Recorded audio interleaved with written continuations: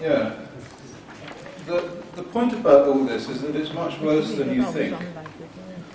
The real exposures to people started with the nuclear weapons testing, and that caused an increase in cancer of at least 30% in most countries. And we can show that this is a value of about 60 million people who will have developed cancer as a result of this. The fertility in the world is reducing. The levels of congenital malformation are increasing. And Madame Busby says that we should do all these things to try and stop this from happening, because we have a critical situation for life on Earth. There is no question. But we cannot expect these people who we are talking about, the WHO and the IAEA and the Article 35 group and all of these people in power, we cannot expect them to do something because we ask them to. There seems to be an absolute glass barrier between what the people want and what gets done.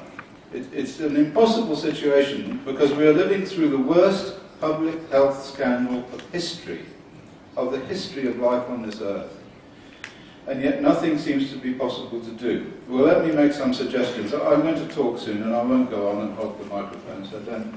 But what I do say is this, that there are two things that are needed, absolutely, essentially. And one is that there has to be funding for independent research, because there is no independent research.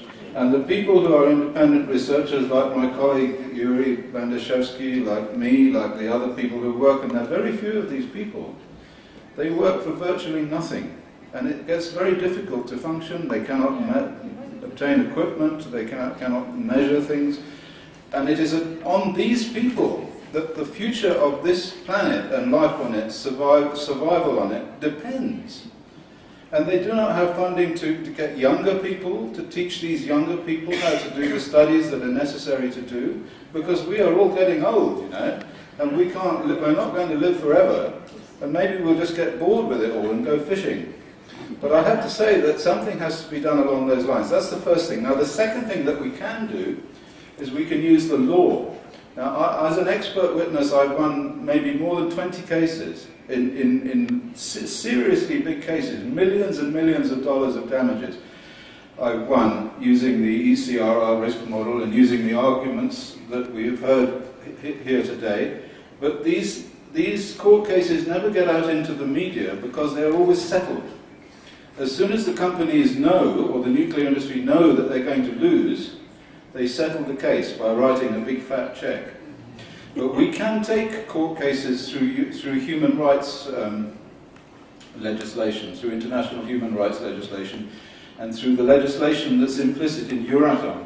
And when I give a talk later, I'm just taking a bit of time, I will talk about that some more. But I have to impress upon you, it is extremely serious. It's not something that we can afford to ignore. Thank you.